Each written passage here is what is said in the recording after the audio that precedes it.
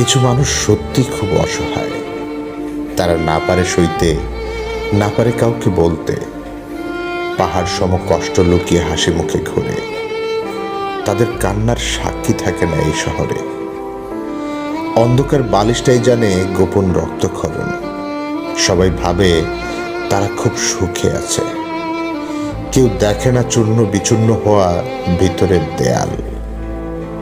সহানুভূতির জন্য হাত পাতে না কারো কাছে। আত্মসম্মানের ভয়ে নিজের সঙ্গেই লড়ে রোজ।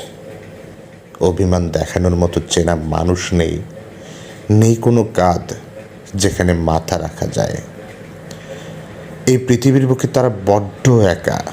কিছু মানুষ সত্যি নিরুপায়, বড় বেশি অসহায়।